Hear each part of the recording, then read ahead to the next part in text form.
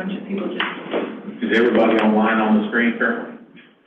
Okay. I was going to throw you under the bus, but I won't. We're good, Anthony. Okay, we're good. Yay, it's 1 o'clock. We're good. Well, welcome everybody. The people who came, thank you for getting out in the cold. For the people who are online. We do have some new board members, some new/old board members. We can't seem to get rid of Larry Harris, who is urban transit. Talk about Van Penny. Welcome back. That was short little vacation. We also have Jim Player from Fletcher and Jim McAllister from Woodson. So welcome. Thank you. I'm sure everyone's excited about doing their ethics. Well, I made that plug because I got my notification and everyone needs to do their ethics. Speaking of ethics, I need to make the ethics statement. In accordance with the State Government Ethics Act, it is the duty of every board member to avoid conflicts of interest.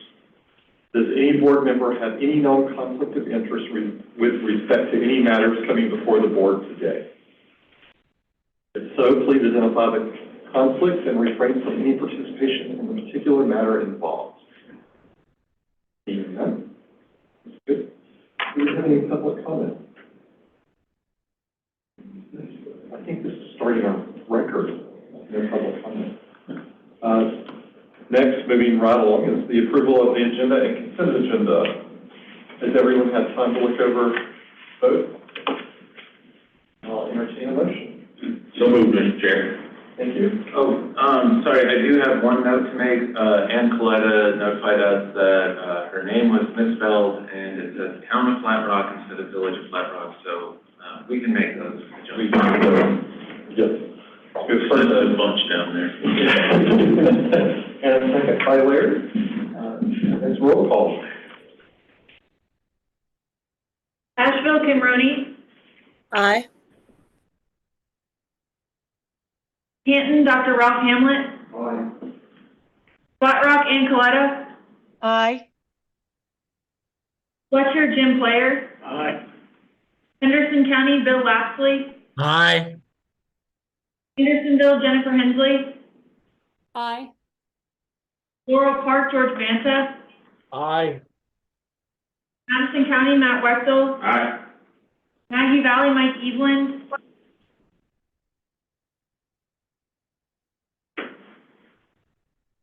Mills River, Shannon Gaunt. Aye. Montreat, Tom Widmer.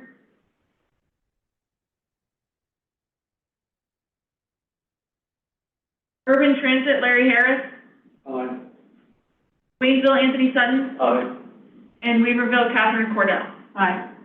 Did I miss anyone? I'm Elizabeth Irvin from Woodfin, sitting in for Jim McAllister. Oh. Welcome. It's good to see so many people in the room. Thank you. And good to see some people. Next, we'll move to business, and the first is the I-40 high occupancy toll lane study resolution of support. Okay, and we do have a few slides for this item.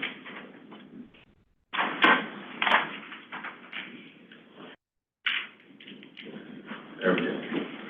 Okay, so this item has been discussed a little bit at the prioritization subcommittee, but more recently NCDOT sent me an email asking if our board could consider a resolution of support for the idea of a study on I-40 to consider high occupancy toll lanes for hot. So first of all, what's the project? What's the study area we're discussing? It's associated with the project I-6054. That's the planned widening of I-40 going from exit 44 or the Smoky Park Highway exit in Baldwin County all the way across into Haywood County where I-40 splits from US 2374. Just a little bit of context I should mention is this is one of the primary freight routes in our region. If you look at freight volumes throughout the region, The big movement is I-26 coming up from South Carolina to I-40 and then across into the west into Haywood County. It's part of not just a regional movement, but it's part of a national movement of freight going from the ports of Savannah and Charleston to our region as well as further out into the Midwest. To note, in terms of the current status, none of these sections of the project is currently funded. All of them are being considered for funding in this round of prioritization. They have been considered in the past several rounds of prioritization, to note. However, Section C is part of the current TIP and STIP.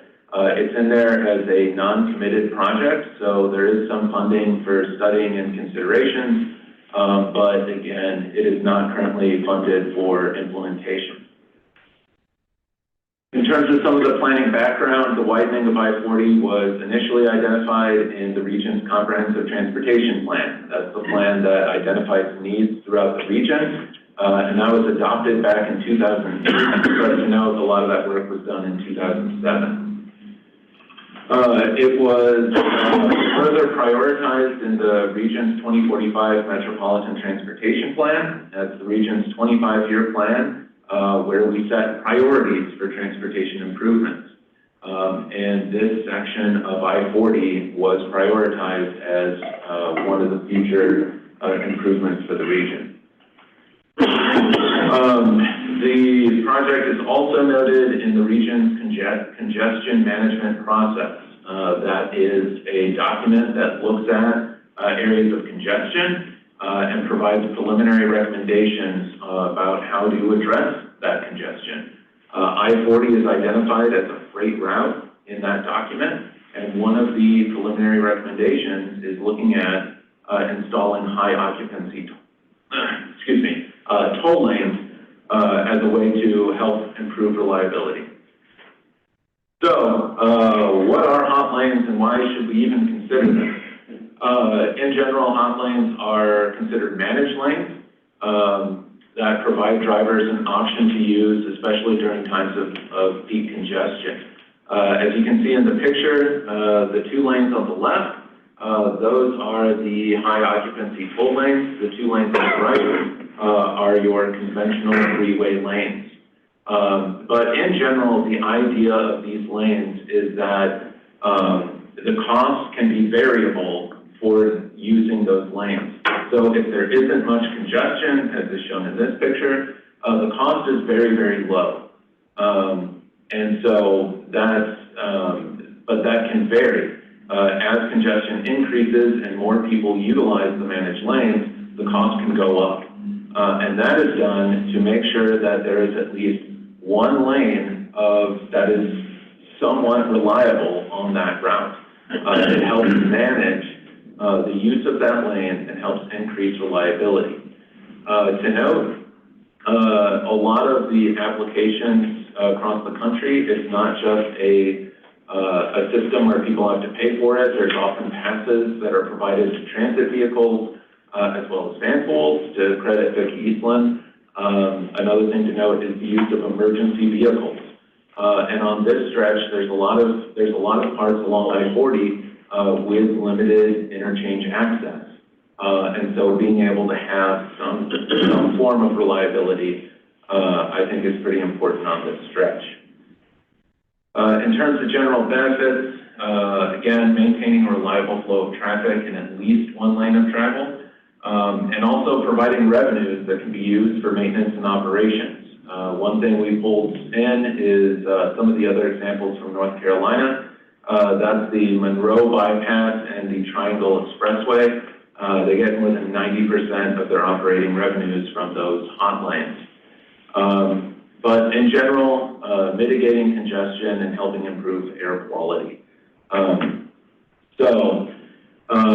And just to point out, that is to say there are potential benefits of this application.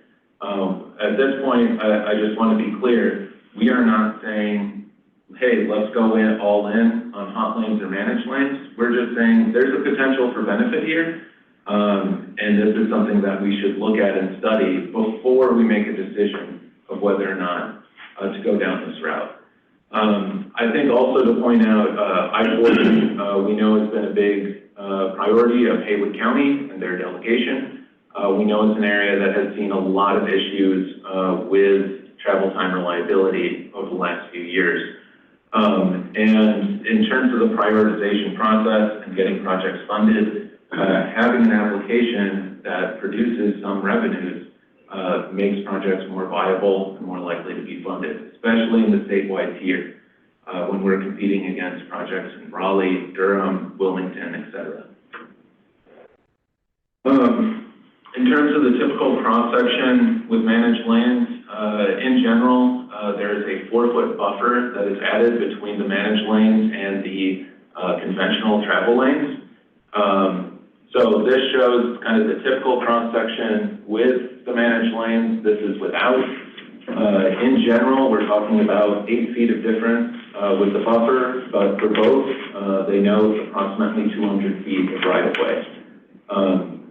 This came up in a discussion with the prioritization subcommittee that there's concerns about the space that would be required and the topographic challenges. I think just to point out, at this point, that's one of the things we need to know more about.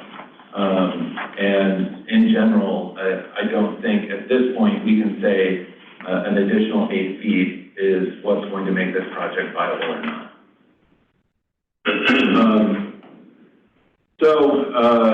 For what we're looking at today with the resolution of support for the study, again, we're requesting NCDOT to study the potential for a widening of I-40 to add high occupancy toll lanes. This does not mandate the projects to build and include hot lanes. It simply leaves the door open and gives us the potential to learn more about its application in our region. So just a quick flow chart. If this resolution does not pass, I-6054 will continue to move forward and be studied, but simply as a widening. If it passes, it will be studied as a widening with the possibility of managed lanes. That will enable us to get more information so that in the future, we can help make that determination of whether a widening with just conventional lanes or a widening with managed lanes would be more appropriate for this project. And the last note, something that's come up, or something that's been asked is whether or not there are other projects on I-40 with this treatment. As of right now, there are not. However, there are several that are currently in the pipeline. The NC Turnpike Authority on their website notes that they are studying a 31-mile stretch of I-40 to the east for potential managed lanes. And there's other places in Tennessee, Arizona, and California that are looking at this treatment along I-40 as well. So we are not necessarily jumping ahead of everyone on this one.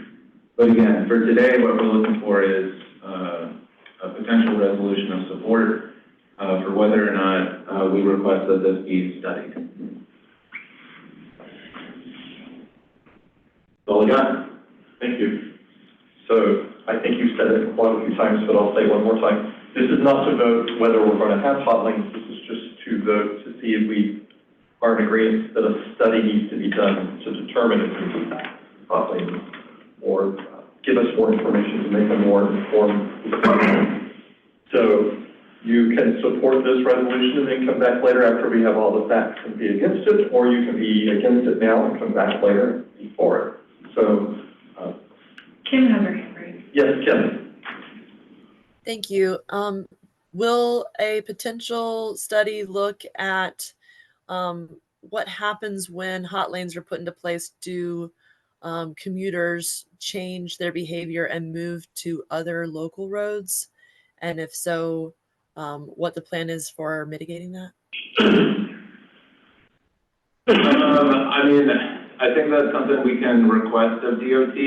I think I'll just say that in general, a lot of these studies that move forward look at a no-build alternative and its impacts on the roadway network. So we can ask if the potential is there for managed lanes as well. Thank you. Hey, this is Daniel. I feel like they're going to have to look at that question to build their revenue model, because if they don't have an accurate description of how many people are on who are going to continue to use the road after the hot lane implementation, then they won't have an accurate revenue projection. So I think part of the study would include diversions. Thank you, Daniel. Tom, you have your hand raised? I did, Tristan. I'm just, and maybe I missed this, I'm just wondering about, that's a 17-mile stretch from 44 to 27, exit 27. Why was that 17-mile stretch selected? Sure. I would say it's not necessarily to pick on that stretch. I think that overall, as one of the big things we've talked about over the last few years is revenues with the Department of Transportation. That revenues are not necessarily going up, and kind of the prospect of continuing to increase the maintenance responsibilities of the Department of Transportation, I think raises some questions about, how we're going to be able to maintain everything that we have. And also, again, to note that in other places, this type of treatment has been shown to provide benefits for travel time reliability. And this is a section with some serious and increasing travel time reliability concerns. I wasn't going to share this till later, but what the heck? So we have been tracking travel time reliability and hours of delay by county. This is just a quick review of 2023. The line you see in black is Haywood County. Something happened in April, I believe, on I-40 right by Incinerator Drive. That may or may not have helped the amount of delay in Haywood County go over Buncombe County. That happened again in November and December. So just to note, this is definitely an area where I think looking at different tools in the toolbox to improve reliability is something that would be helpful, if nothing else, to get us more information and make sure we look at all of our options. I appreciate that, Tristan. But I'm still not sure about the decision of that 17-mile stretch. You would think that there would be a lot more traffic that could be the potential market, so to speak, in right through the middle of on 40 in Asheville, from say exit 48 to exit 60. In that stretch, but I just don't understand that 17-mile stretch, which is a difficult stretch.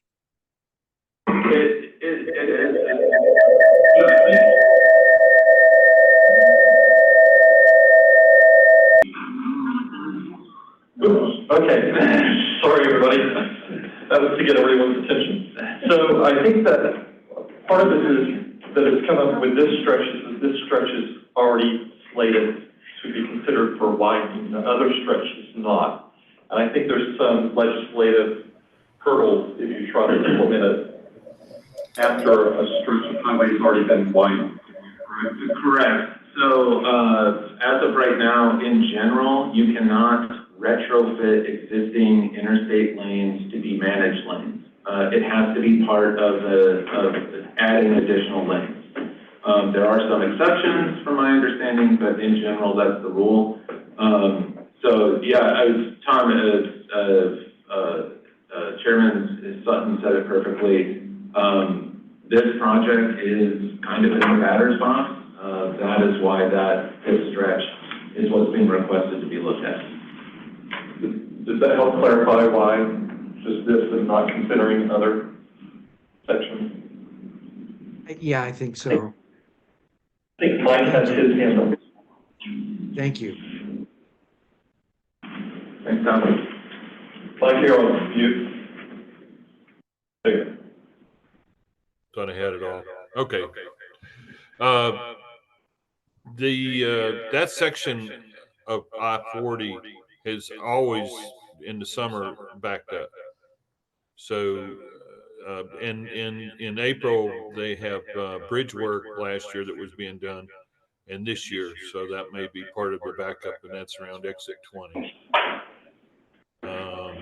But I can understand, I don't know about paying for a managed lanes, but I believe widening the road through there is a good idea. So. I think, can I interject, Mr. Chair? Absolutely. I think one of the points that everybody may be missing is we're having a hard time getting DOT to fund widening this section of road. And by doing this study, it might make it more attractive to get DOT's attention that this road needs to be widened. Whether they determine ultimately to do whether they determine to do hot lanes or not, it's really just another tool in our toolbox to try to persuade DOT to fund the widening of this road. Is that accurate? That's accurate. Thank you. I would say I travel that road every day, and I can tell you in November, December, it increased dramatically. You travel it as well. There were some days that it took me 3 hours to get from Asheville to Waynesville, and that's very common.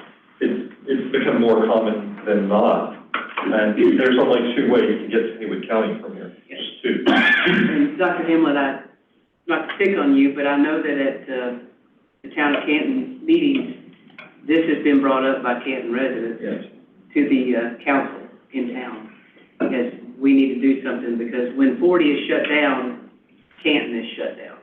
Not just the main drag through Canton, but in the days of GPS and folks getting rerouted on Google Maps and what in ways, they're in these small, tiny neighborhood roads that really cannot handle the type of vehicular traffic that's coming through there. Yeah, it's crippling to Canton, just for normal business when there's an issue on Interstate 40.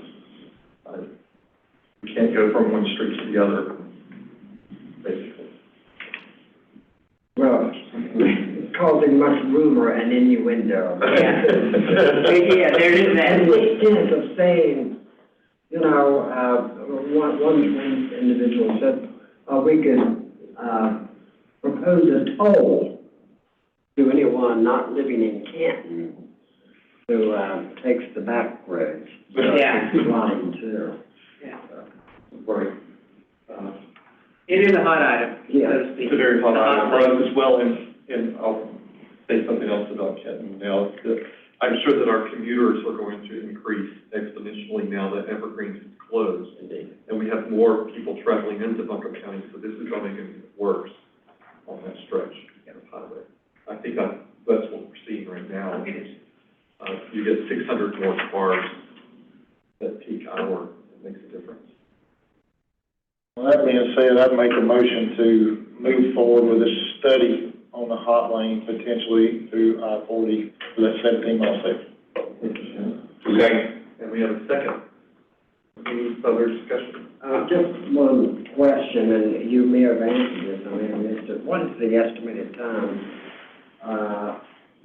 frame for the study? It should be within 6 months is what we're going.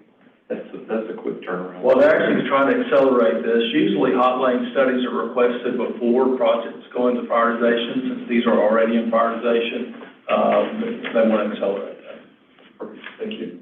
Mr. Chair, I'll add that the RPO voted to approve the study earlier today. Thank you. Next, we're ready for a roll call. Asheville, Kimroni. Aye. Asheville, Maggie Ullman.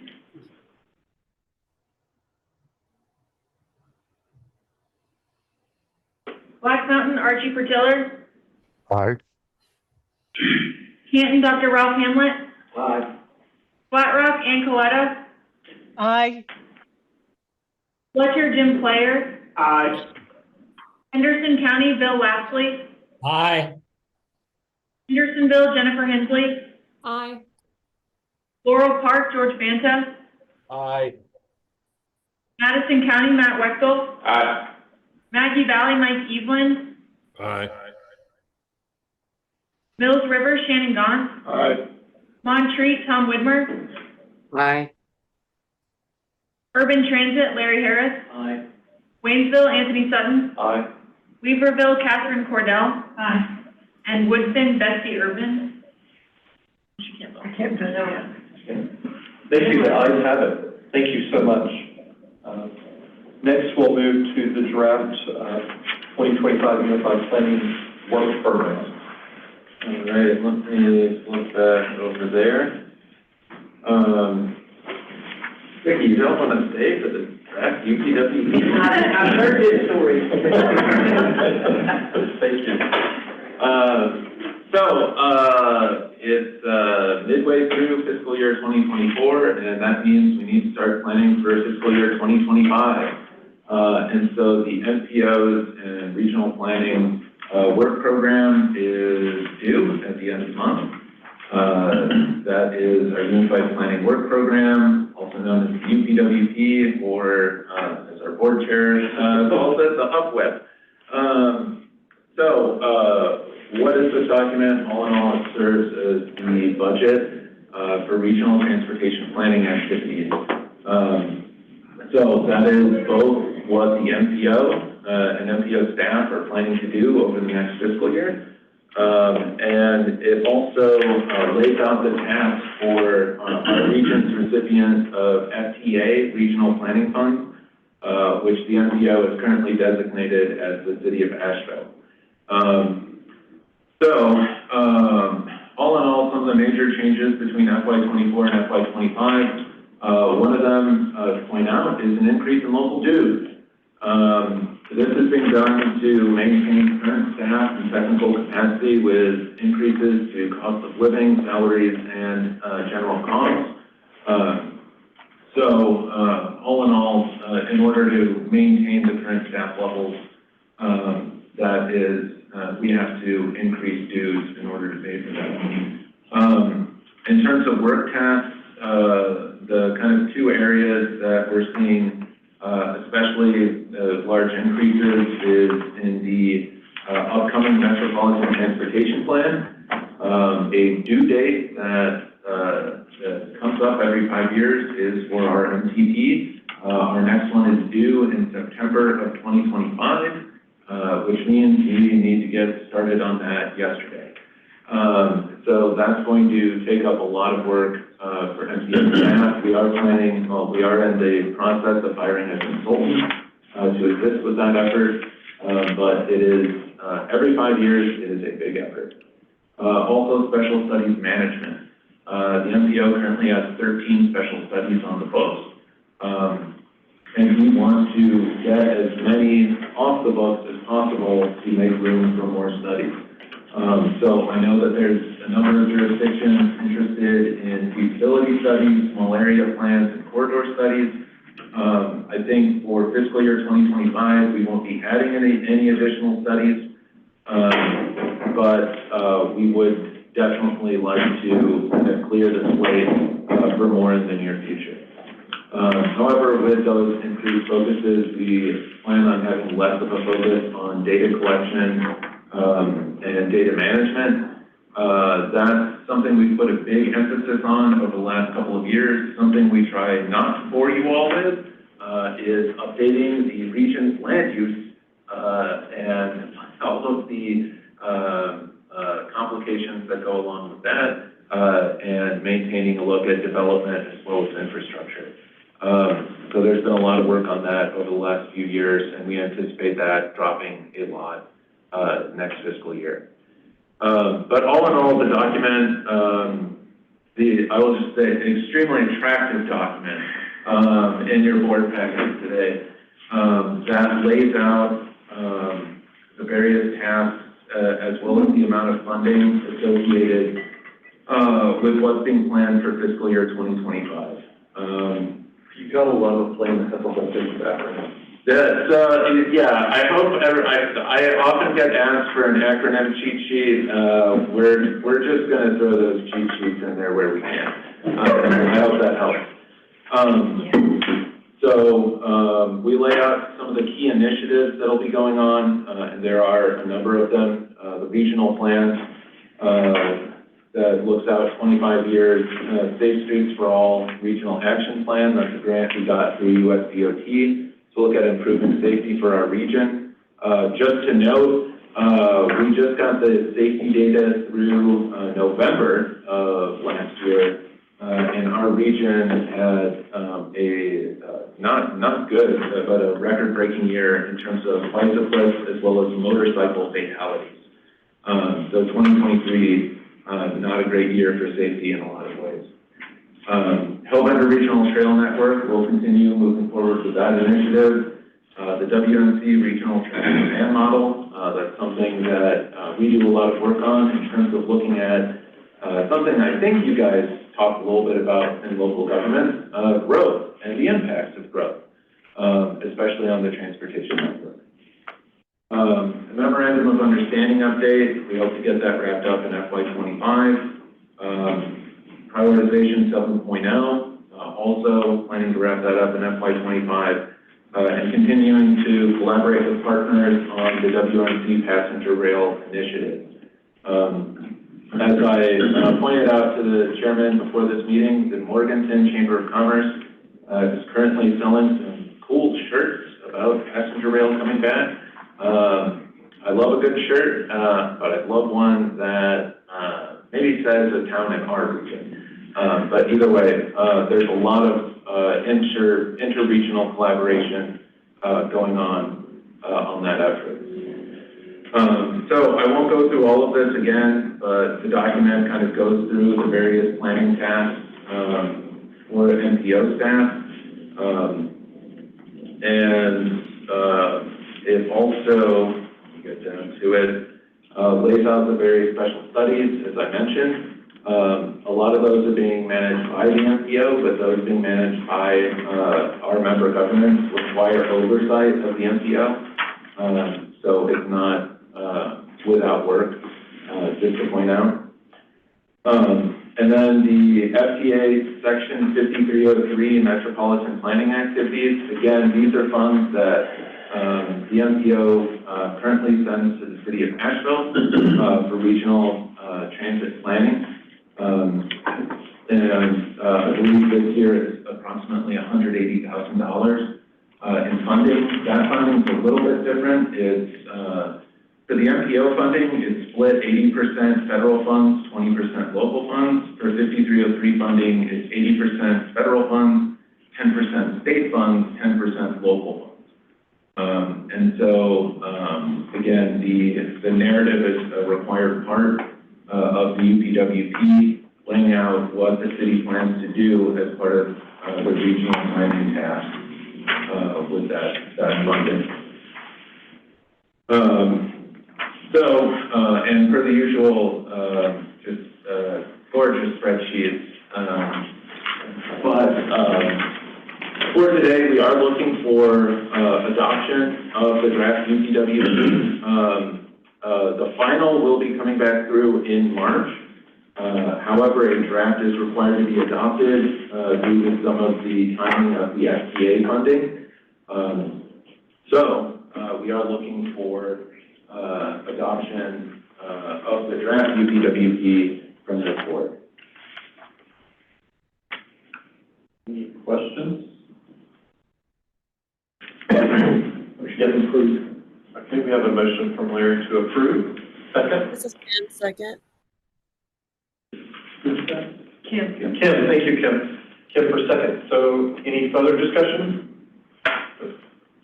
One quick question, the dues, so I can tell my town manager, where are we projected to go up on our dues?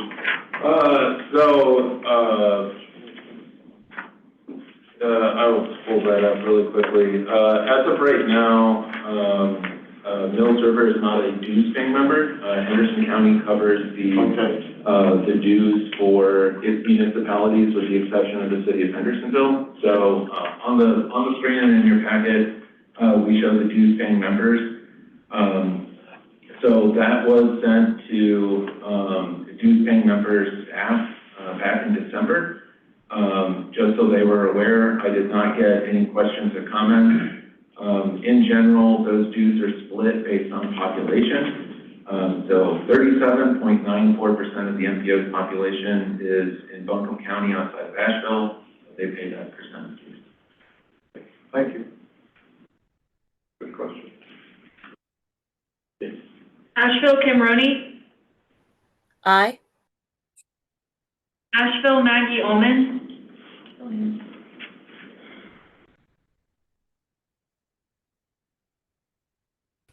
Black Mountain, Archie Portiller. Aye.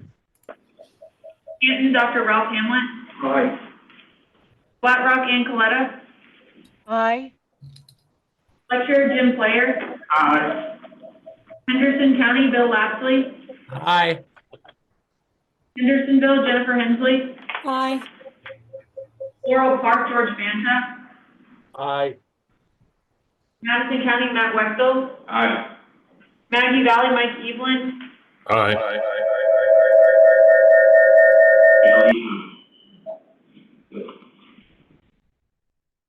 Mills River, Shannon Gott. Aye. Vaughn Street, Tom Widmer. Aye. Urban Transit, Larry Harris. Aye.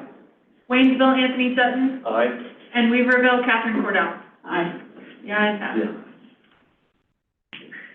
I love it when you do that. Next, we'll go to the 5310 and JARC calls for project. Wait a minute. I can stop for a second.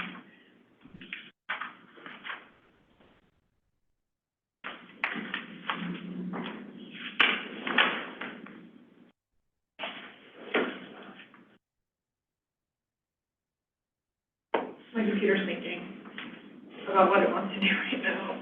Speaking of needing for funds, I think we need to allocate next budget for some new workstations for some people. Already in the plan. Okay, good. Okay. So the MPO is opening the call for projects for the 5310 and JARC funding from FTA.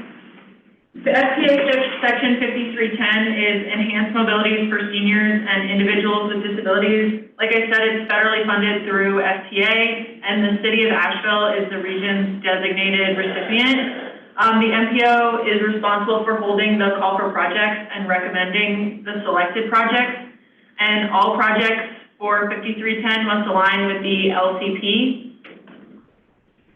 The types of projects that are eligible under these funds are 55% of the 5310 funds must go to traditional projects. The MPO takes 10% off the top for administration, and the other 35% can go to other projects, not traditional. And this year for FY23, the allocation for 5310 is $504,000, and after administration fees of 10%, the remaining section 5310 is about $450,000. JARC stands for Job Access Reverse Commute, and these funds are for the development and maintenance of transportation services to transport eligible low-income individuals to and from jobs and activities relating to employment. And JARC is consolidated into the 5307 Urban Transit Formula Funds.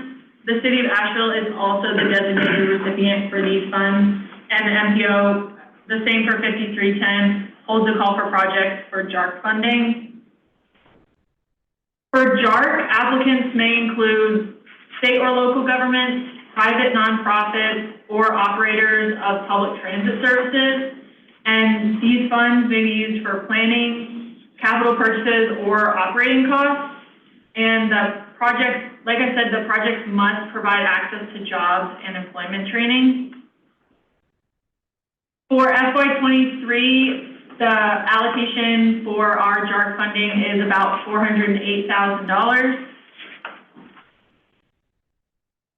And the FY23 call for project application timeline is today. The 5310 and JARC call for projects will open, and the applications will be due on March 18th, which is 60 days from today. We'll review them for the month of April, and the prioritization subcommittee will meet on May 1st to review all the applications. On May 9th, the TCC will approve the 5310 and JARC project selection, and then we'll bring it back to the board on May 16th to vote on all of the projects. And then also on May 16th, the MPO board will approve the TIP amendments for the 5310 and JARC projects.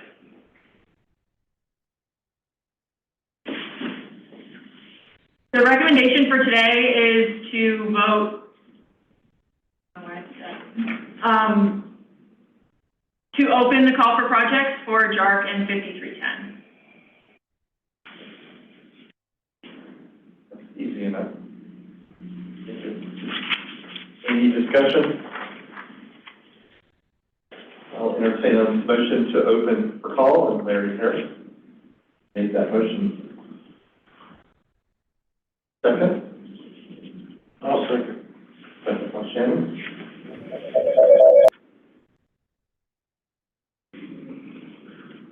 Asheville Cameroni. Aye. Asheville Maggie Ullman. Hear me now? Yeah, I can hear you. Yay. Fantastic, thanks. Black Mountain Archie Portiller. Aye. Canton Dr. Ralph Hamlet. Aye. Flat Rock Ann Coletta. Aye. Fletcher Jim Player. Aye. Henderson County Bill Lastly.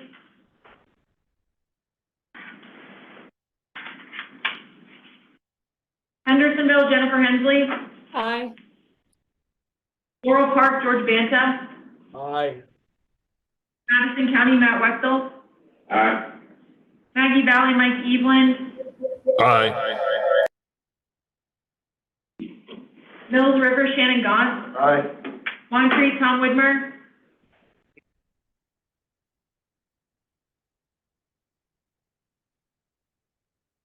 Urban Transit Larry Harris. Aye. Waynesville Anthony Sutton. Aye. And Weaverville Catherine Cordell. Aye. You guys have it. Thank you. Next, we'll go to the nitty-gritty prioritization subcommittee appointments. One of the subcommittees at the MPO is the Prioritization Subcommittee, also known lovingly as the Nitty-Gritty Subcommittee. So this subcommittee was initially formed to deal with prioritization. Its role has been expanding ever since, and will be serving as the steering committee for the MTP that's getting ready to get started, as well as the socioeconomic projections and growth projections through 2050.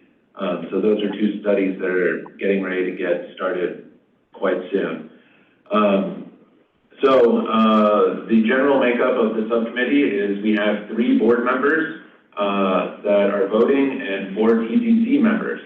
To note, anyone from the MPO, TCC, or board is welcome to attend and join in the discussions. It's a relatively informal subcommittee. Sometimes there are votes, but for the most part, it's good discussion that helps provide direction to MPO staff and our planning efforts. Today, there is one vacancy on the board. We are hoping to fill Jerry Behan from the town of Woodfin. He is no longer on the town's board. And so we do have a vacancy for a board member to fill. Currently, we have Anthony Sutton and Archie Portiller serving as board members, representing Waynesville and Black Mountain respectively. And from the TCC side, we have Autumn Radcliffe from Henderson County, William Hyde from Buncombe County, Jessica Morris from the city of Asheville, and Elizabeth Teague from the town of Waynesville. So today, we are looking for a volunteer to join this subcommittee. The pay is abysmal. That's not a perk that I can throw at you. But we do really appreciate the input of our present and past members. With that, I will note I received emails from Larry Harris and Mayor Mike Evelyn. Very politely, I will say both of you, saying that you should be willing to serve if no one else is. I'll leave it to this board to provide a representative. And is it just once a quarter? So that's a great question. It's once a month. The meetings are the first Wednesday at 9:30 a.m. 9:30 to Here. question mark. To question mark. We do a blended meeting as well here. Yeah. Mostly here? Yes. Yes. Yeah, staff is here. I'd say attendance is generally split virtual versus in person. Well, I would be willing to do that. Wow. And Mr. Chair, since there's really nobody there north of I-40, and I don't have time to do it, I nominate Captain Cordell from Town of Weaverville. We have a nomination. Do we have a second? That was very good. So we have a nomination. Mr. Chair, I move nomination to be closed. Oh, very good. Yes, agreed. I'll second that one. Okay, we'll do a roll call. Asheville, Kim Roney. Aye. Asheville, Maggie Ullman. Thank you for volunteering. Appreciate it. Black Mountain, Archie Pertiller. Aye. Canton, Dr. Ralph Hamlet. Aye. Flat Rock, Ann Coletta. Aye. Fletcher, Jim Player. Aye. Henderson County, Bill Lapsley. Aye. Hendersonville, Jennifer Hensley. Aye. Laurel Park, George Banta. Aye. Madison County, Matt Wechsel. Aye. Maggie Valley, Mike Evelyn. Aye. Mills River, Shannon Gaunt. Aye. Montreat, Tom Widmer. Aye. Urban Transit, Larry Harris. Aye. Waynesville, Anthony Sutton. Aye. And Weaverville, Catherine Cordell. Welcome, thank you so much. I think you're going to really enjoy these meetings. Well, I was listening, and so once it kind of hit me that, you know, it's our end that probably needs somebody. Absolutely. Yeah, thank you. Thank you. Next is informational items. So safety performance study. All right, with that, I'm very excited. We have Brian Murphy from the NCDOT Safety Unit joining us today. One item that we will be having come to this board next month is the adoption of performance targets for safety. And so typically, I think the first time we introduced this, we had a very, very robust discussion. Since that time, we've tried to make it kind of multi-month. So there's no action that's needed today, but we did ask Brian to come present, give us a little more information on some of those trends, the targets that DOT is setting, as well as the options that are available to the MPO board. So Brian, again, thank you so much for joining us. I bug Brian a ton. He is on our Safe Streets for All Action Plan Committee. But Brian, you're very good, so I can't help but bug you. But please take it away. Thanks, Tristan. Yeah, I appreciate that.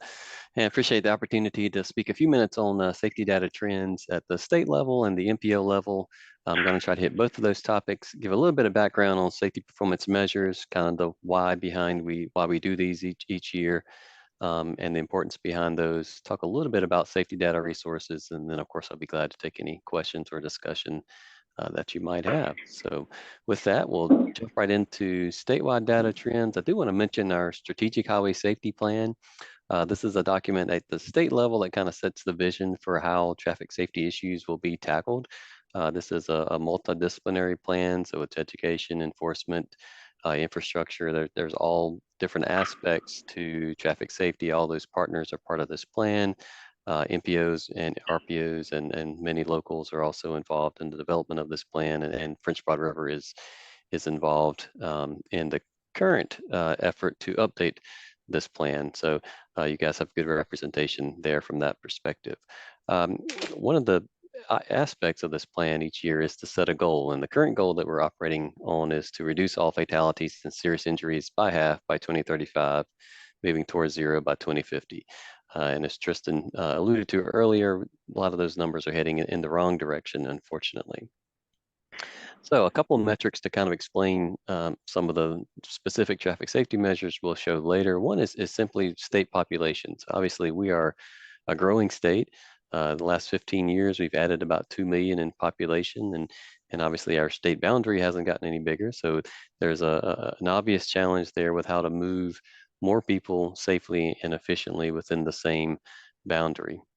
One of the ways that we measure activity on our system is vehicle miles traveled. It's not a perfect measure of activity in that it doesn't capture those non-motorist movements, so your bicycle and pedestrian movements, but it does do a good job of capturing motor vehicle activity. So a couple things I'll point out here. One is that you see over time, pretty steady growth. You do see that drop there in the pandemic year of 2020, pretty notable decrease in activity on our system, but that activity has picked up to pretty much close to what it was pre-pandemic at this point. The other thing you'll notice there is that the rural component of that VMT is shown in orange there at the bottom. And so that's pretty static over time. A lot of that, most of that growth is happening in our urban areas. So moving on to specific traffic safety metrics, and probably the most important one that we look at are fatalities on our roadway.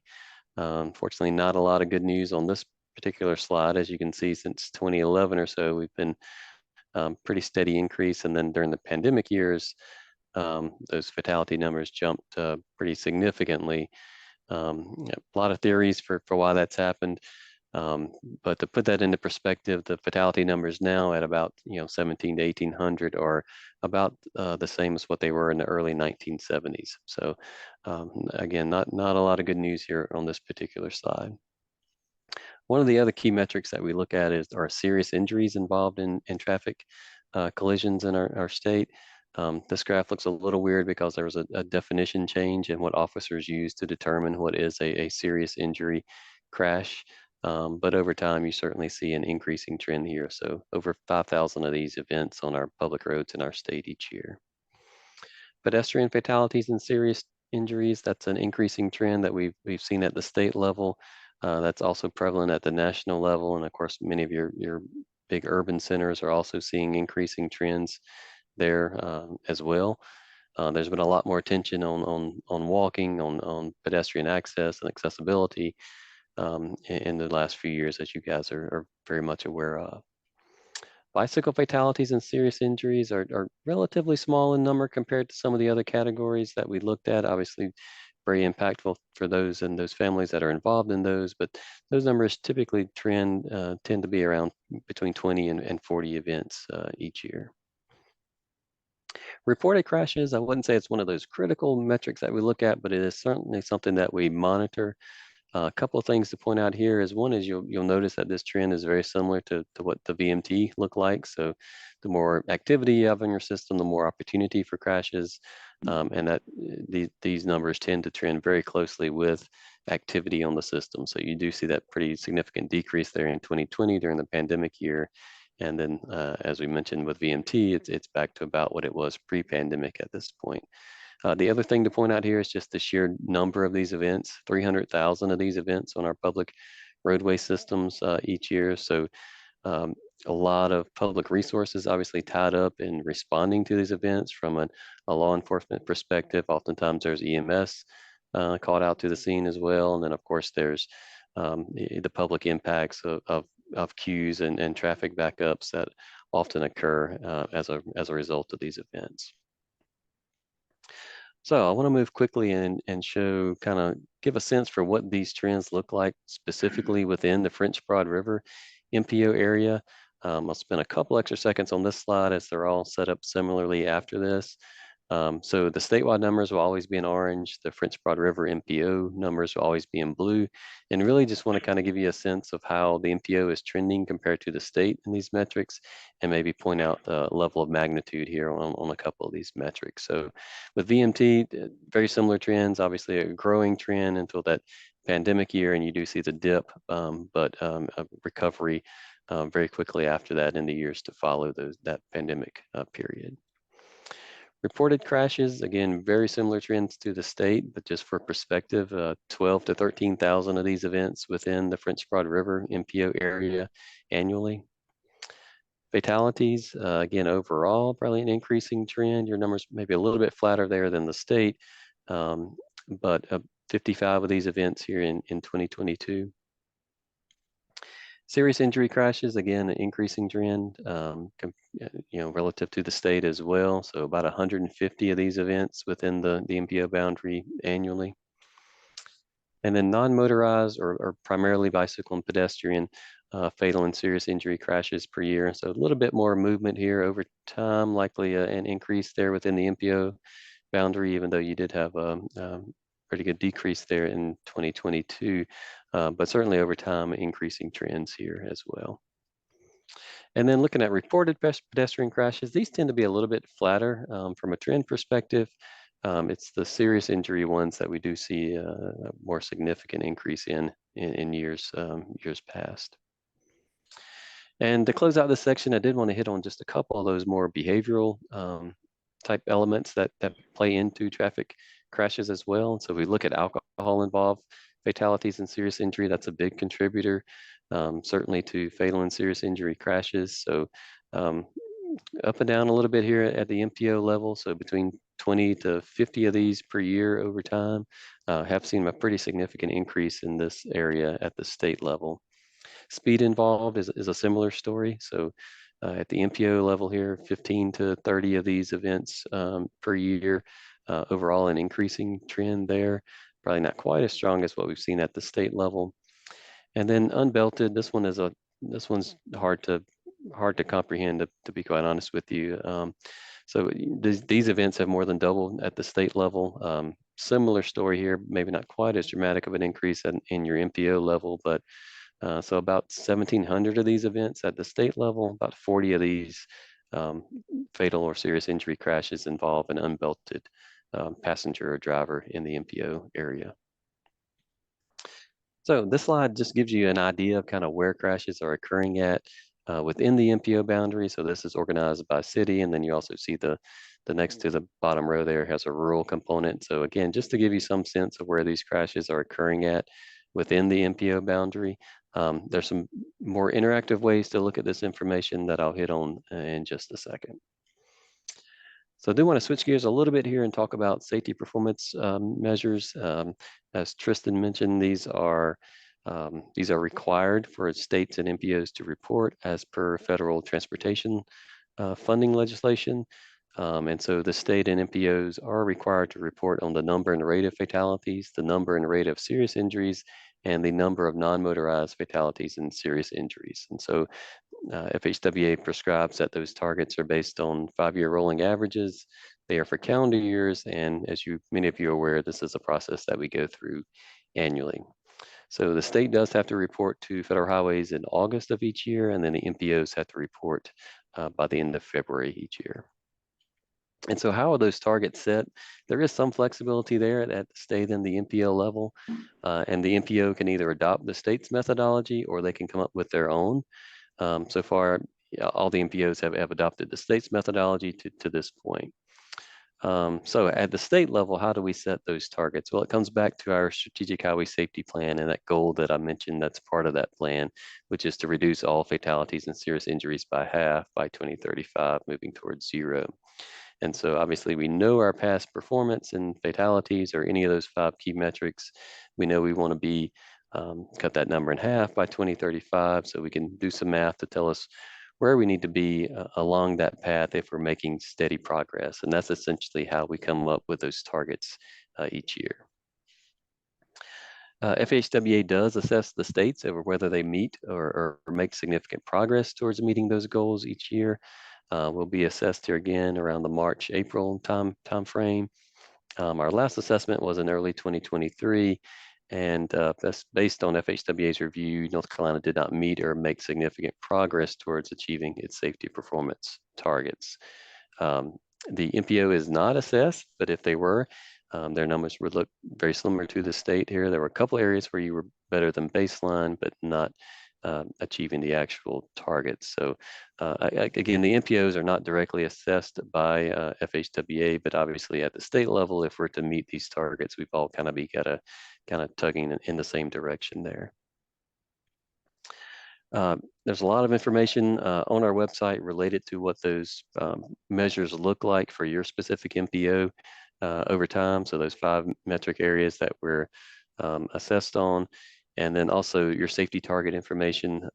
Again, a lot of information. I'll reference that here in just a second as we get to some of the more safety data resources, which is a good segue to that's where we are right now. So this slide contains a lot of links. It'll be in your package, so it's not really meant to be talked too much here, but just suffice it to say there's a ton of information related to safety data.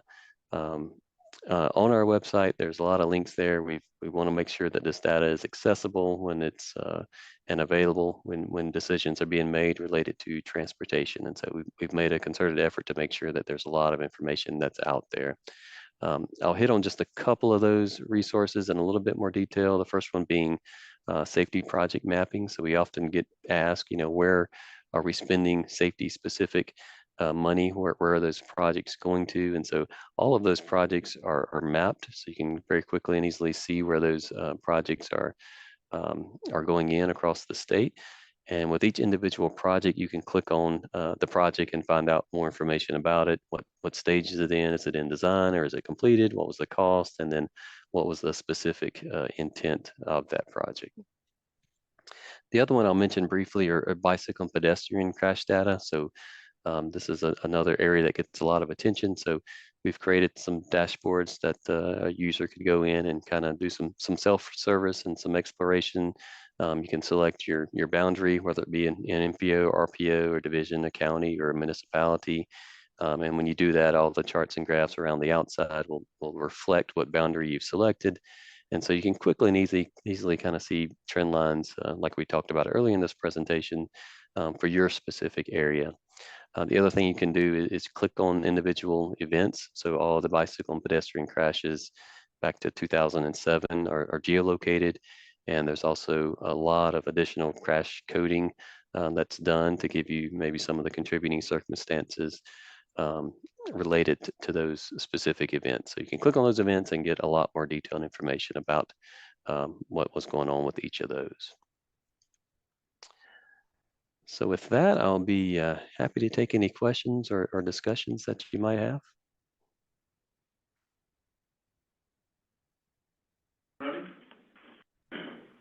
Thank you so much, Kim Roney, City of Asheville.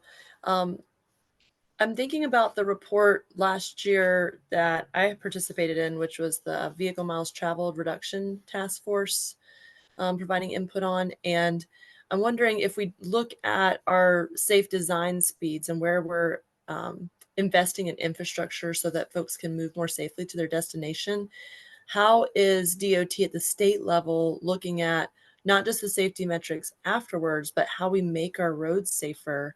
What are some of the tools like, matching funding or reducing matching funding or maintenance agreements that can make it possible for smaller municipalities and rural areas to participate in getting better outcomes? Yeah, that's a great question. I think as Tristan alluded to, you guys are going through a safety action plan. I think that's a great time to air some of these things that are maybe some concerns or have been some kind of historical issues that have been going on. I think that's a great time to, again, kind of document that and dig into those deeper from that perspective. You mentioned target speed. So I know we've got an effort in our rural areas to review the speed limits. We've got a lot of roads that are statutorily 55 miles per hour. And so we're making a concerted effort annually to review a good number of those miles of roadways to make sure that that is the appropriate speed. So to actually review and to determine, what is the appropriate speed there. I think the other aspect that comes into play is when we're designing a project, when we're building a TIP type project, is to make sure that we understand what's the intent of that project. Is it a multimodal project? Is it, what's the purpose of that project? And then to design that roadway in a way that reinforces the speeds that we would want or desire on that particular roadway. So I think that's an issue that it has to be tackled at many different ways. I think, and that's a few of the ways that come to mind that we're kind of approaching that from our perspective. Thank you. And then are there some other benchmarks? I know the DOT has, Complete Streets policy and Vision Zero lens to work with. But are there some documented, proven ways that we can not just look at the safety outcomes afterwards, but apply them to every single project we do? I'm thinking not just because we want everyone to move their destination safely, but also ADA compliance issues. North Carolina has a growing population, and with that growing population, older adults, folks aging in place, and our disabled population. Yeah, and you mentioned the safety in all projects. That's a big aspect of this, and certainly ADA compliance is part of any of those new projects that we would look at. ADA and concerns, or as they're brought up for particular issues, are investigated by the department and responded to specifically there. I think part of your question was getting, and I may have misheard this or misinterpreted this, but I think part of your question is kind of the effectiveness of maybe some of the different countermeasures. We actually, in our unit, in our safety group, we have an evaluation group that basically studies the effectiveness of various countermeasures. So again, that was on our website. There's a link to all the information that they've looked at. So there's a ton of evaluations for specific projects that have been done. And that's actually a requirement where we spend safety money, that we actually go back and make sure that that safety money that we spent actually had the intended impact. So that's where, from a safety perspective, we're maybe a little bit different than other types of projects. So we've studied a bunch of individual projects, but also countermeasures. So always stops, for example, roundabouts. So we have a good idea of how effective those types of projects are in North Carolina. There's a lot of national research out there available on some of these topics, but we've looked at those items specifically in North Carolina, and I'll be happy to share that information directly with you as well. Thank you so much. And as we move forward to the next steps for this, it would be so great to have a resource or two of examples in North Carolina where we've seen better outcomes, so we can look at some models that we could apply here in Western North Carolina. Sure.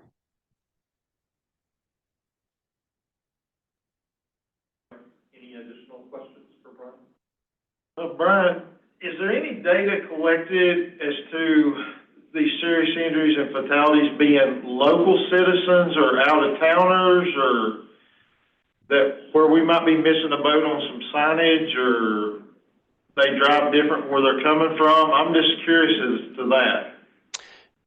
That information it's certainly available. It's captured in the crash reports that the officers collect.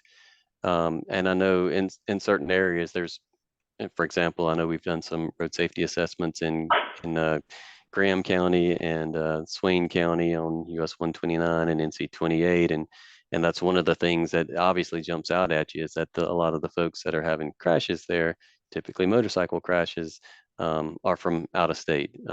Obviously that area is very close to a state boundary, but a lot of those crashes involve drivers from Ohio. It's not just the neighboring states, and so that is something that we can certainly look at. Typically that's best looked at in my experience at the route level. So as you've got a specific route maybe that you're concerned about, we can kind of look at maybe the zip codes of the drivers that may be involved in those crashes to get a sense if maybe that is a concern. Is it a tourist concern, or is it or is it more local folks that are crashing on those roadways?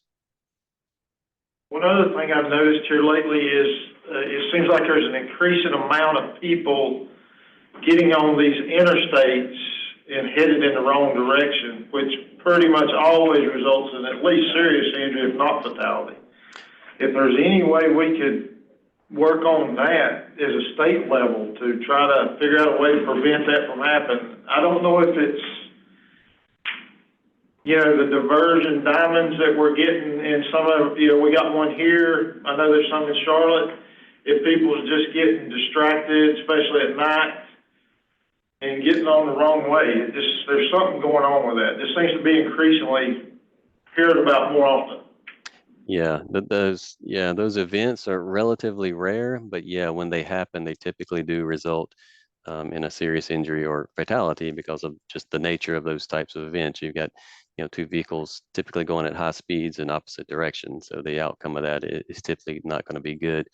We do have a wrong way driver task force that is at the state level, so we're looking at some of the other different countermeasures that may be available to that. We've done a lot of marking at our ramps, ramp terminals, to try to discourage wrong way driving there, because obviously that's typically where they're getting on, is at a ramp terminal, and so making it obvious that you know, obviously which direction you should be traveling. A lot of those events, you know, do involve alcohol or some type of other factor as well, but yes, your point is well taken. That is something that's definitely on, getting a lot of attention at the state level. And I can connect you with some of the information that we've put together there, specifically related to wrong way driving. Okay, thank you. Sure. Brian, this is Daniel. Daniel. I have a question. Sure. I'm interested in kind of non-project efforts to reduce crashes. And I'm just wondering, we're coming up on the 1-year anniversary of Raleigh doing an across-the-board speed limit adjustment. Mm-hmm. I think it's 1 year, it could be 2 years, I don't know. And is there going to be like a report on the success of that efforts?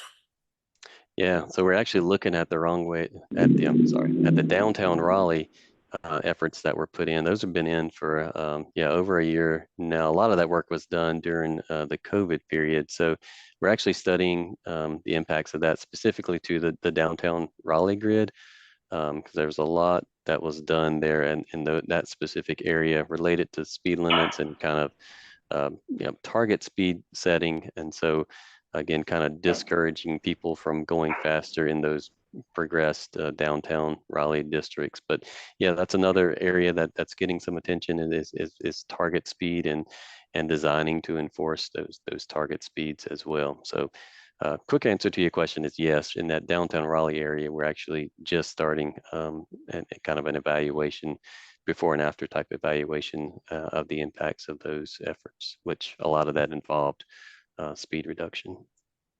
Yeah, I'll be intrigued to see it when it's done. Second question, you had listed like alcohol involved driving or nighttime driving or some other categories. You didn't mention kind of the big one that we keep hearing about is distracted driving, especially phones. And I would love to know if we could outlaw touchscreens in cars. Yeah, distracted driving is really hard to measure. It's really almost a self-reported metric, because unless the officer sees you on your phone at the time of the crash, which is just not going to happen, or the driver or says that they were on their phone when that happened, again, that would just be a really honest driver, which maybe there's not as many of those as we would hope either, but it's a very difficult one to measure. I know some of the probe vendors have some ways to measure phone handling in the car. So to me, that's a promising way to be able to kind of track over time, maybe the level of distracted driving in the roadway population. But it's very difficult to measure from an actual individual crash perspective. Again, it's very much self-reported at this point. Good question. It's self-reported, but we all know that it's increasing, right? Just as we drive, we see people with their phone to their face just driving around. But again, one of those that's very difficult to actually measure. Mostly it's just seeing people or go off onto the side of the road. Any other questions for Brian? Well, thank you very much, Brian. This is very helpful. And again, the targets that are required to be adopted by the MPO will be coming back next month for this board's consideration. Brian, thank you. And just for our board members, not to put too much on Brian, but Brian and his team are a fantastic resource. I would say in my short time, Kim, kind of to your question about applying safety measures, in my time here, a lot of the safety measures that are proposed by DOT oftentimes end up being some of the most controversial measures as part of a project. And communicating the safety benefits and that things like roundabouts and medians and shoulders aren't being introduced just because they look cool, but there's real safety benefits, there's a real reduction in crashes and fatalities. That can be really, really hard to communicate. And so we do have resources available. And I do bug Brian all the time anyway, so yeah, please just reach out if you run into those issues. Thank you, Brian. Sure. Next is the memorandum of understanding update. Okay. 1 second. All right, so with the adoption of the new MPO planning boundaries back in August, September? October, yes. One of December, January. One of those things even hard. Yeah, back in a month. The next steps in terms of updating the documentation for the MPO is updating the memorandum of understanding. I won't lie to you folks, that is not the most exciting read of our documents, but it's a very important one. The MOU really sets up, who are the voting members on the MPO board? How are votes distributed? How do we do votes? Various things that kind of lay out the basic framework of the MPO. And so we are required to update that. There are some relatively small changes that are required. For instance, Transylvania County is no longer in the MPO planning area, so we will be removing the board seat associated with Transylvania County as part of that change. The TCC really out-responded this board. Your guys' staff did great work. But yes, to point out, surveys were open from November 17th through December 22nd. In general, we're just using these surveys to indicate general direction for changes to the MOU to be considered. We'll be drafting that over the next few months. We did get 9 responses from MPO board members, 15 from the TCC. So I'll just kind of give some of the high-level overview of what we got from the survey. These are TCC and board votes combined. So the first question, do you think the distribution of votes on the MPO should change? The vast majority said no. I will note that in some of the comments, there was some interest in reducing the board, or reducing the size of the board. To note, the last time I checked, we have the second largest board in the state. We used to be number 1, and then I think CRTPO added a couple more, so we're down to number 2. One person noted some interest in consolidation of seats. I'll also just, I'm getting long-winded, my apologies. But I will say, a long time ago when I first started here, I went to coffee with with our MPO chair at the time, and he said, this is good, we should try to go out for coffee with every MPO board member once a month. First of all, folks, I love coffee, I love you guys, that's a whole lot of coffee. That's a dangerous amount of caffeine. Just a note there. We did ask do you think having multiple jurisdictions consolidating votes would be a beneficial approach? This is an approach that several other MPOs have taken. Suzette Morales, our FHWA rep, noted Greensboro MPO has taken this approach. Land to Sky RPO has also taken this approach. This was a bit more split. 9 people said no, 6 said yes, 9 people were not sure. One comment that we got was that the MPO is already too large and we should avoid further expansion. Should the definition of quorum change? Just to note, we have a bit of a wonky definition of quorum. It's not quite calculus, but it's a little more complicated than 51% of the overall roster. Our quorum is based on active membership. If you don't attend 2 meetings in a row, you are considered an inactive member and you no longer count towards quorum. I would just note this has been very helpful when I first started here. I think we were averaging around 10 members per meeting. Our membership is now, I think we're averaging 16, 15. Our average for 2023 was 14.6. 14.6. Good work from Phil Lapsley, Larry Harris. Yeah, absolutely. The attendance has been going up for a number of years. So most people said no to changing the definition of quorum, but there was some support for 51% regardless of active status. And one request that inactive members not be able to come and vote on their first meeting back. I think this was noted that once in a blue moon, we will have a controversial meeting that generates a lot of attention, and we tend to have a surge of board members.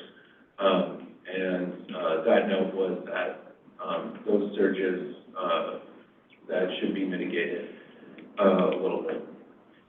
Should a simple majority decide voting outcomes? Huge majority said yes. There was one response supporting potentially moving to 2/3 of votes needed. But again, it's 22 said simple majority, 1 was not sure, 0 said no. Getting a little more complicated, do you think the veto power provision needs to change? To note, the veto power laid out in the MOU is that if there is a surface street in your jurisdiction, and your jurisdiction is directly impacted, you can call for a veto vote of that project. This has not come up in my time at the MPO. It was considered with one project, however, that project spanned multiple jurisdictions, and one jurisdiction wanted to veto the project. The other 2 did not agree, so every directly impacted jurisdiction has to agree for us to have a veto vote. If the majority said no change, some people did say yes. There is some support for the removal of veto power provision. One response to ensure a veto is requested by the board members' council, and one response to expand the veto power to allow any impacted jurisdiction to veto projects. So in that case of multiple jurisdictions, that one that wanted to veto could have an edit. Do you think the weighted voting provision should change? That is something that has come up a couple of times. Weighted voting is when a directly impacted jurisdiction can call for a weighted vote, and all directly impacted jurisdictions, their vote counts as 3. So all in all, the majority said not to change weighted voting, but there was some interest in removing the weighted vote. There were 7 votes for that, and 1 response to reduce the weighted voting power. I will note that this and the veto power provision, there was a split between the TCC and board responses. The TCC generally favored the status quo a bit more. The board responses were more in favor of changes. So all in all, the next steps are to have some additional discussions on potential changes based on the survey responses. I think we'll make some options available about potential consolidation of votes. There is a requirement from federal highways that we consider the geographic equity and population equity of vote distribution. And we'll be working with the prioritization subcommittee to draft the MOU. That'll come back through the TCC and board, at which point, after their approval, that will need to go out to every member government for their council's approval. That's the plan as of right now. April will be a busy month for us. It will, yes. One question, obviously, I'm sitting in for Jim today. If you have someone sitting in for you and they were required to miss 2 meetings, but someone is here in their place, does that move them to inactive, or are they considered? We consider it the seat. So in your case, it is, there's a Town of Woodsman board seat, and we have, almost everyone on the board has an alternate. So you attending in Jim's place means that seat remains active. Thank you. Good question. Tom? Tristan, thank you for that. It's very informative and useful. On one of my comments, I indicated if there was any way to speed up meetings. Now, don't get me wrong, I love the hybrid concept. But the roll call, of course, is the thing that kind of hangs us up. Could we do a raise hand and a quick count that way, just to kind of speed things up, maybe? I can look into that, but I do believe that the current requirement is that virtual meetings hold a roll call vote. I'm pretty sure they do. Legislative bodies. Days. Correct. And a lot of us can't even do the Zoom anymore. No. I mean, here, this board, we're not allowed to do. right. Yeah, Tom, I will try to reduce my stories about having coffee with people 8 years ago, but No, that's fun. Don't do that, Tristan. I think when I first started, the meetings were like 3 hours long, so we've cut them almost in half over the last 3 years. Yeah, I mean, I will say it's always a balance for us of there's a lot of stuff going on. There tends to be things that pop up. I frequently email our board leadership and kind of lay out what we're expecting over the next few months. And sometimes within a day, we get 2 additional items that are requested to be added. I will also say that I try to make a point of saying that the business section is over, so those people that have other obligations can go on. Right. That is another thing. We did move updates to the end. But yeah, Tom, I totally agree. We're trying to be respectful of your guys' time. I know that all of you are involved in a lot of stuff. And so, yeah, we are trying to strike a balance of being respectful of time, but getting you guys all the information you need to make effective decisions. Well, thanks, and I appreciate all of that.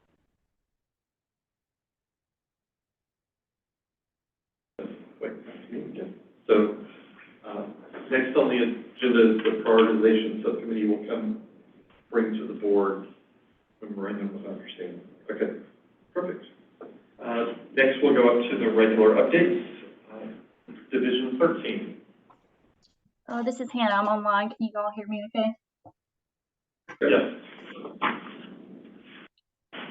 Okay, I'll start with construction. That's what's shown on your screen. I'd like to give primarily a verbal update on our interstate work, but we obviously have a lot of active construction contracts in Buncombe and Madison. A lot of resurfacing going on, or a lot of resurfacing contracts, but that work is shut down for the winter season.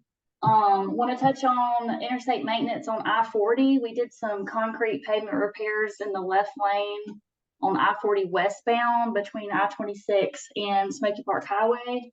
That work was completed in the beginning of December, and we are planning to, as part of that same contract, to resurface I-40 between mile marker 45 and 50. So we have a planned pre-construction meeting for the end of the month, but the anticipated start date for that work isn't until the spring. Just a quick update on I-26 widening, the 4700 project, which is I-40 to Airport Road. We have poured all of the major French Broad River Bridge stake pours. I think they finished up the last one in December. The east side of the Blue Ridge Parkway Bridge, construction resumed on that in September of last year, and we are currently working through installing the remaining superstructure segments. It's my understanding that they're anticipating having all the segments in place by the end of February. As far as the permanent alignments and the paving operations on the permanent alignment, they've been working on the eastbound section between the Parkway Bridge and the south end of the project, so that's Airport Road. It's been mostly pavement removal going on out there in that section, and that's nearing completion. And they have started paving operations, or starting paving operations on the north side of Airport Road in that same stretch in the eastbound alignment.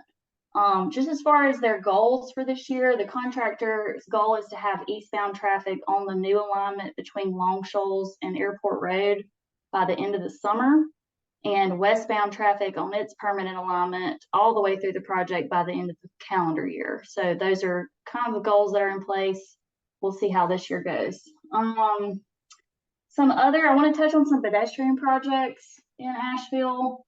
The intersection of Patton Ave and Haywood Road, we've got the pedestrian improvements there. I believe the contractor has installed the curb ramps, but the pedestrian signals have not been installed yet. I think those are coming in the next month or two. The crosswalks, though, will have to be placed in the spring. I think we need 50-degree minimum temperature for those crosswalks to be installed. The sidewalk on Amboy Road Bridge, I think the project is substantially complete. There are some asphalt repairs that have to be made, but I think that's something that they're also waiting to schedule until we have some warmer temperatures.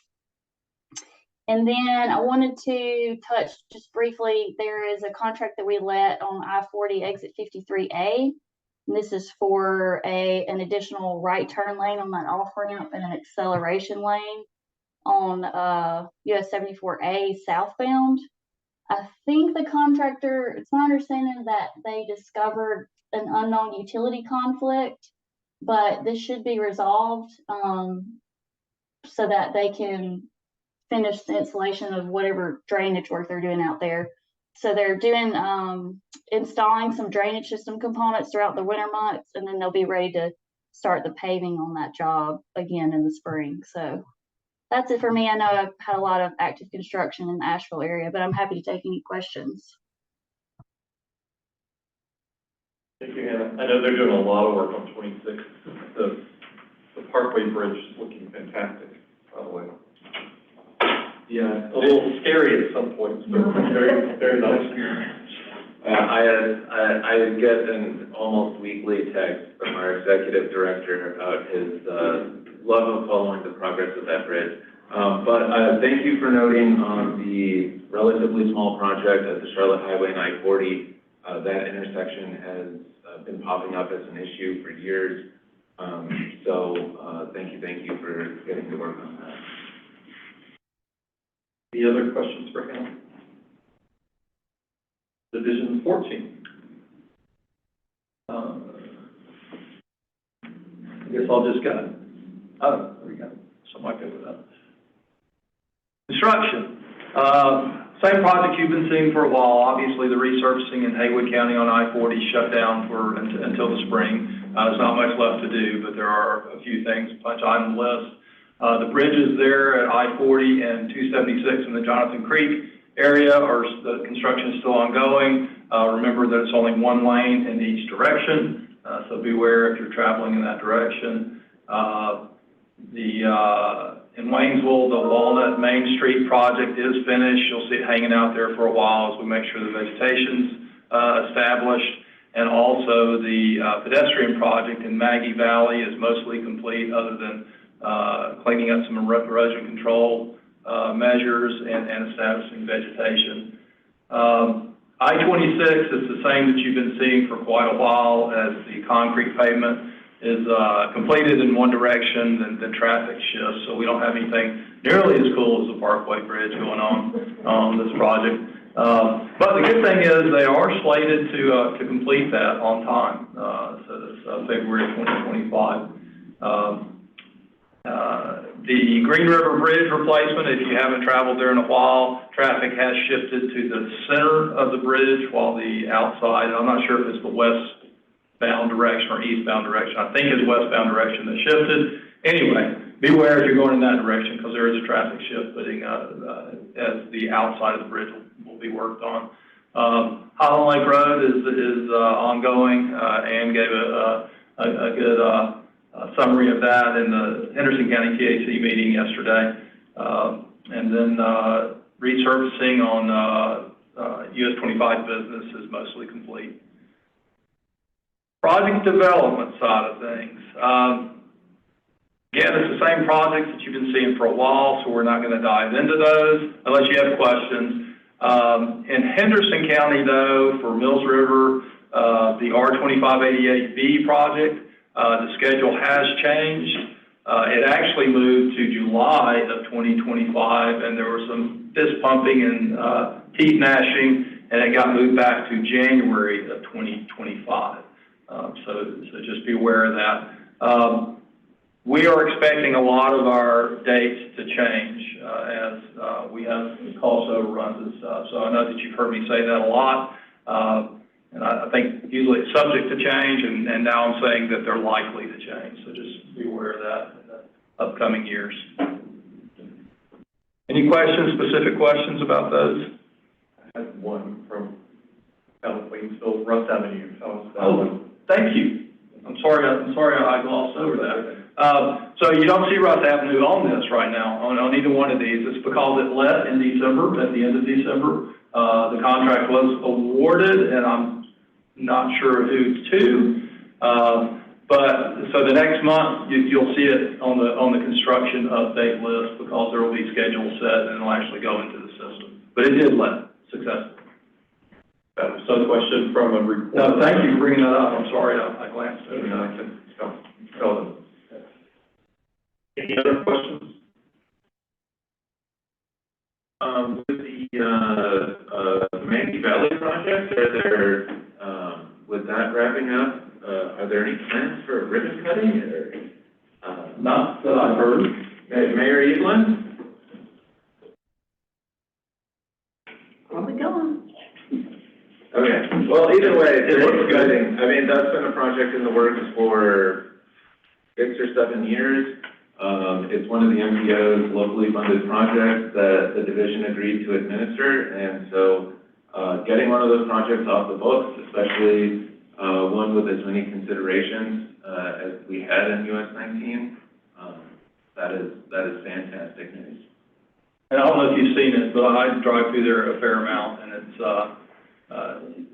all the crosswalks are heavily used. The beacons are functioning, so yeah, much needed, and glad it's done. Yeah, we drove through when we were looking at leaves, like in, October. It still looked good then, Yeah. so it has to look good now. So, yeah, absolutely. Great work, all involved. I know it's something that has been a big priority for the town for a long, long time. So, great work. Any other questions? Next is Transportation Planning Grant. Daniel. Okay, good afternoon. Only one interesting comment for me today. Oops, I misclicked. You may all remember from last year that we developed and adopted, maybe 2 years ago, a National Electronic Vehicle Infrastructure Plan. And this was a program to get electric charging stations along critical corridors. In North Carolina, they basically followed the alternative fuel corridors, which was a different initiative. And so now that that plan is adopted, we're starting implementation, and the first round of grants to build electric charging stations has been authorized. The goal, no, that's wrong. We submitted them on August 1st, and there are about 10 locations around the state that will be receiving chargers. Each of these are kind of clusters. So say several consecutive exits on the interstate. And these are spread out across the state. But there are none in our region. The furthest west one is McDowell County, and I think they are going to get 3. But they are wide and about. So like Elizabeth City got some, New Bern got some, Jacksonville got some, Rockingham got some. And so there will be probably hopefully a steady drumbeat of releases for those grants. And sadly, we've had this discussion several times now. There are no corridors in Southwestern RPO, and the only ones in the MPO are 40 and 26. So we did make a request to try to get US 74 on there. It was rejected. We will try again when we can. The only other thing from me, and Tristan, you may want to have to yell and kick and scream and stop me, is I was a part of a training this morning for greenhouse gas emission standards, much like we have safety standards that we have to report on every 2 years that Brian Murphy just updated us on. There's a new federal requirement to report greenhouse gas emissions from the National Highway Network also. And so we were getting initial trainings about how those would be calculated and how those would be tracked. And the state, I think, has to adopt their standard by February 1st. And then the MPO will have 180 days or roughly 6 months to get their, to either agree to follow the state standard or develop your own. So that'll be on the hopper for the first half of this year. That's it for me. Thanks, Daniel. Just to note, I have before, Daniel shared this multiple times, the MPO did pass a request that the 2374 corridor be added to the state's NEVI corridors, so that corridor that is essential to travel in Western North Carolina could get recurring funding for adding charging stations. NCDOT did not agree to that request. They did, however, put in a project to put in multiple charging stations along that corridor through another discretionary set of funds. That grant application was not successful. So we will be continuing to work with our partners to make sure that our region and our region's travelers are getting the infrastructure they need. Yeah, to talk about a third grant program, we did successfully get some national park access funds, and I think Vicky can speak more to that, but I think they did put a couple stations in somewhere. Was it not Waynesville or Transylvania? To go up to the Smoky Mountains. We got a couple in Waynesville, actually, fast chargers. Yeah. That should be online within the next month, actually. And I do know that Georgia is way ahead of us on the other side of 2374. Yeah, their corridor goes to the state line. Yeah. Any other questions for Daniel? I did not see Suzette, but the federal highways? I think Suzette was on, she might have had to drop off. We did include the FHWA updates in your packet, so please check that out. I think Suzette does a great job of compiling a whole lot of information, especially with all of the various grant projects and rulemaking that's going on.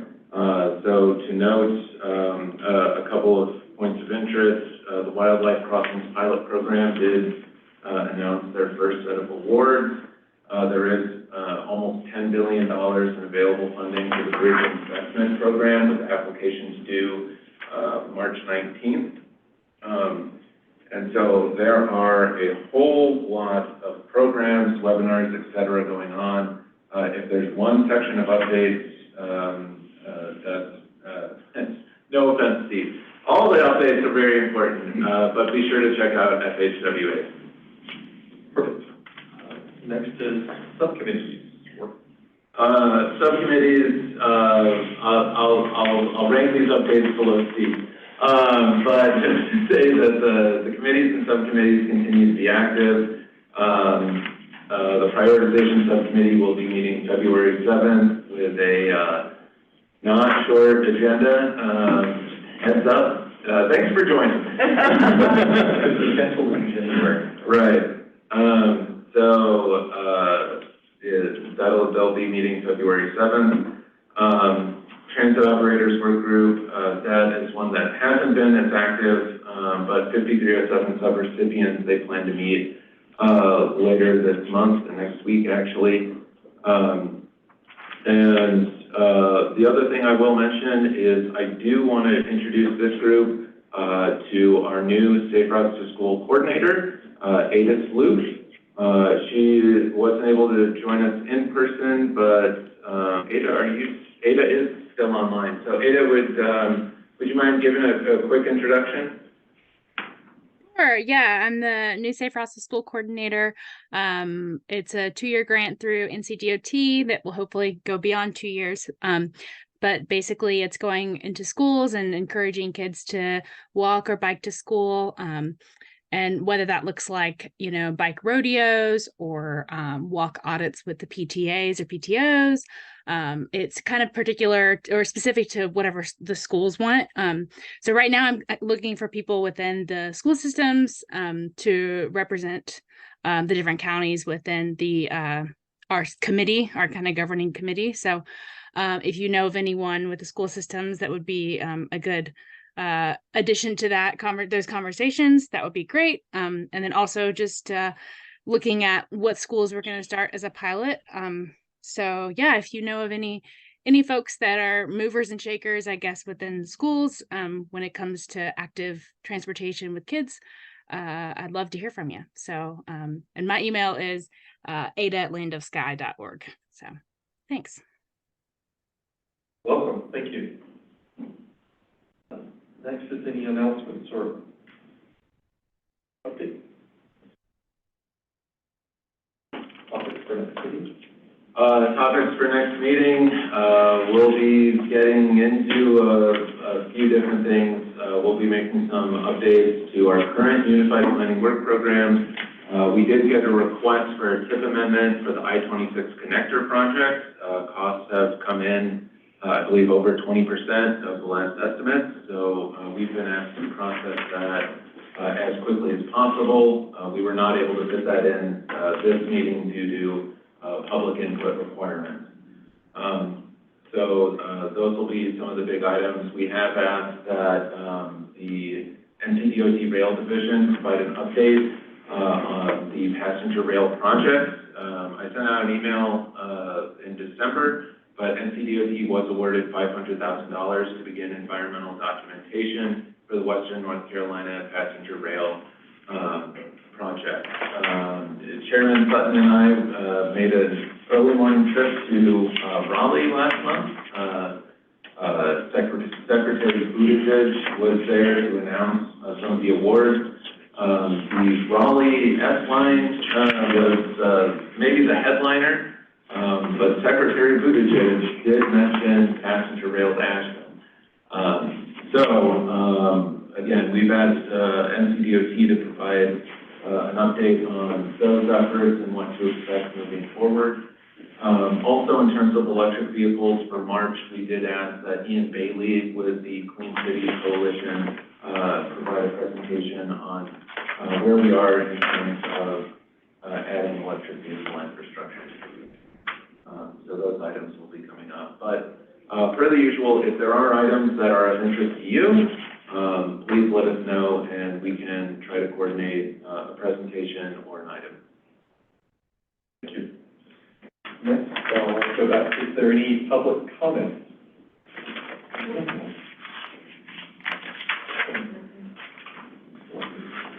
With that, we'll adjourn. Thank you, everybody. Thanks, folks.